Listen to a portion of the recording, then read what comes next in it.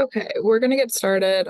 Some people might come in as we go, but this is a scholarships presentation on how to, find and secure scholarships for winter 2026. But of course, this information is pretty useful for any semester that you want to go abroad. And yeah, my name's Caroline. I'm a CGIS peer advisor. So I studied in London for 2 summers. I did a summer in Aix-en-Provence, in the south of France, and then I did a semester at the University of New South Wales in Sydney, Australia. And I did so with a lot of scholarships, needing that. So definitely useful information, and we will get into it. I can switch it. Okay. So, of course, I mean, all of you are here, so I'm sure you understand why scholarships matter, but every person's financial aid package is going to be unique to their situation, and scholarships are great to fill in some of those gaps if you have any. This is important because planning ahead is important with these presentations, so you can't not all scholarships have the same deadline. Some of them are going to be earlier. Some of them are going to be way earlier than you expect, even before you might get into a program. And so it's good to plan ahead and be aware of that. And some CGIS alumni have funded 100% of their programs in grants and scholarships. I know that a significant portion of my travel came from that. And so it's good to have this. So some searching methods on how to search for these scholarships. I would start by looking at the CGIS website. We have a financial aid and scholarships tab for undergraduate students, and through that, you're able to look at financial aid resources, LSA scholarships for CGIS programs specifically, and then under our more scholarships page, we have this giant spreadsheet of all of these scholarships that are third party or that you may not have considered, and just some different funding options. You should look through your academic departments, like the Department of International Studies and Romance Language Learning, and a lot of other departments. They have their own scholarships, and a lot of them have alumni that want to give scholarships. So checking through the academic department you're going through, and it doesn't have to be the department of your major. I studied French in France, and I got a scholarship from the Romance Language Learning Department, from a French alumni, and I only did the level of French that's required to graduate. I never minored or majored in it or anything like that. So it can be your academic department or just the academic department associated with what you're studying abroad. Also, just looking up your location specifically. Some countries will have their government scholarships that they want people to come to the country and study, so they'll provide scholarships, what subject you're studying, things to do with your identity, and we're going to go through a lot of different ones. So those are some of the things you'll want to see. This is that spreadsheet that I was talking about. It's pretty extensive, and these are just some really great options. They will tell you if it's need-based or merit-based. Of course, that's important, or both. That's great. Some of them are just for study, some of them for different types of programs, some of them are for work, things like that, who funds it, and location specifically. And definitely go through here and see if you match any of the criteria and just apply. So these are some of these scholarships that are going to be featured on that spreadsheet. So some of the major and really common scholarships that people do are Gilman, which is for Pell Grant recipients. Boren and FLAS are both language scholarships that are for specific languages that you might be studying abroad. So you can check their sites and see if you might be studying a language that's covered under their requirements. The LSA Study Abroad Scholarship, we're going to talk a little bit more later about. Other program specific ones, and then the Go Blue Go Abroad scholarships.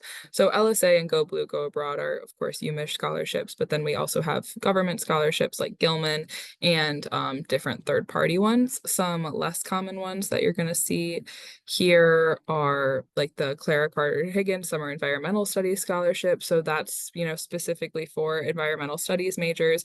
And doing that, there's a lot of different grants that have to do with specific identities and majors. And so going through a sheet like that and just seeing what you fit into is really important. Definitely don't self-reject when we're going to talk a little bit about just applying to these scholarships and things like that. So really importantly, do not self-reject. Don't ask, well, I'm not the person that they're looking for. Like I said, I got a scholarship to study in France, and I'm not a French major, and I'm honestly pretty bad at French. You don't have to self-reject about who's going to receive these scholarships.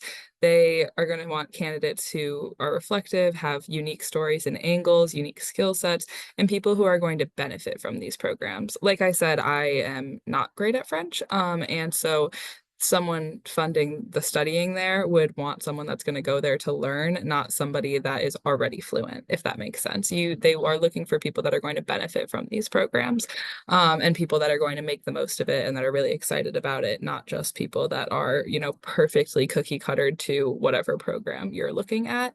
So just apply and you might be that person. And how can you be a strong candidate? Research your scholarship really closely before, research who's funding it, like what they're trying to do with the scholarship, if they're trying to, make more people learn French, or if they're trying to have more economists in wherever you might be going in Italy and anything like that. Research who they're or like what the relationship with the scholarship is and what that prompt means for it, because you might have to write something and what that prompt says. So you can research, like what is their goal with funding it.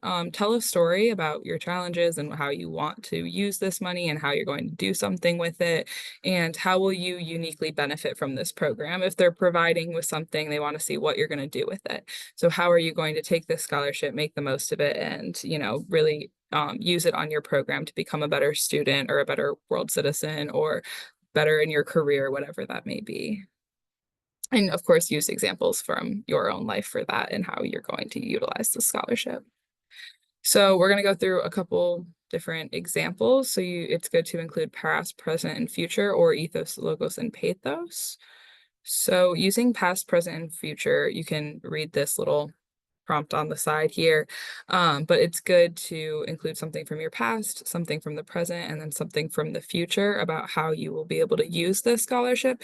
This is a really good way to show why you are a good fit for this, because it shows in the past, this is, how I got into whatever it might be, that whatever you might be doing on this program. In the present, this is what you're currently working on and how it relates to the program that you're doing. And in the future, this is how participating in this program with the help of whatever scholarship you're applying for will help you be a better person in whatever aspect that may mean. Similarly with ethos, pathos, logos, ethos, logos, pathos, this you can start with ethos, the challenges that you you grew up with in interest biology and overcoming these challenges. Logos, this is, how the program fits for you. Same example, and why you want to, what you want to do pursuing veterinary school in this case. And pathos, what you're passionate about, what you want to see in the future, similar things with that. And these are just good ways to make sure that you're coming across to the people reviewing your application that you have a strong reason for wanting and utilizing this scholarship. So some things to keep in mind: the U.S. State Department of Travel warnings may affect some of these scholarships. So if you were receiving, let's say, a language scholarship for a country that now is on like the U.S. do not travel list or on a reconsider travel list, that may affect the scholarship. So depending on where you're applying and what you're applying for, that's just something that you want to keep in mind. And this is the LSA Study Abroad Scholarship. Like I said, we are going to talk about that later. So CGIS highly, highly recommends that any eligible students apply for the LSA Study Abroad Scholarship. So scholarships can help cover the cost of attendance and travel. They can, account for costs for flights, for extra money that you need for tuition, whatever it may be. And scholarships range from $1,000 to $10,000, and over 95% of eligible LSA applicants receive the LSA Study Abroad Scholarship. So it's really great. It's really widely received, and it's definitely a good thing to have. So students must complete the full application by the deadline. And so you can look at this link above, which is the LSA Study Abroad Scholarship, or I put the deadline below that the application closes on September 22nd for winter 2026 programs. So definitely apply to this and all the other ones on the website. And the Go Blue, Go Abroad scholarship, I'll just talk about that a little bit more. So this is a way to help new students navigate the process of study abroad. So you'll need to attend 3 workshop sessions and complete 2 selective assignments. And it's specifically open to first-year students enrolled at the Ann Arbor campus. So the LSA Study Abroad scholarship does not have like a year requirement, but this one does. And the students who fulfill these requirements should be eligible to receive $1,000 towards a study abroad program. And you can click on that link to look at this. I believe these slides will be sent out. So if not, I will find your emails and send them. But then the US, or the Office of Financial Aid. So this is not a financial aid session, just FYI, and I do not work for the financial aid department, so this is just some general information. But generally, students are able to use their financial aid packages in some form towards their study abroad program. We strongly recommend that if you that you should meet with the Office of Financial Aid to discuss these options, though, and should fill out this study abroad estimate worksheet. So the study abroad estimate worksheet has little spaces for like how much tuition, housing, things like that are going to cost you on your program. All of that information can be found on the program that you're doing's finances page. So when you go on mCompass, go to your program and look at the finances tab, you'll find a budget sheet, and all of that information can be applied to the study abroad estimate worksheet, which you then send to the financial aid department, and they come back with what your estimated grants and loans for the semester will be under those circumstances. So you'll have to send that to the Office of Financial Aid, and they can let you know a little bit more about that. And these are just some resources that we've put out to help you with scholarship writing. So the CGIS website has that really long scholarships list, which I showed you earlier. mCompass has an advanced search, so you can choose program type by like funding, and definitely look at the budget sheets on mCompass. They'll tell you things like if you're paying U of M tuition while you're abroad, or if you're paying the abroad school's tuition while you're abroad, how much housing is going to cost, things like that. In essay help, when you can go to the Sweetland Writing Center, and they'll absolutely help you writing those scholarship proposals and things like that. And the Office of Financial Aid, they specifically have a study abroad department for things like this. So please reach out to them, and they will help you with your individual situation and getting those grants and loans to you. And the International Center has funding for study abroad. Those don't have to specifically be U of M. Those might be third party, and looking at some of the resources that they have.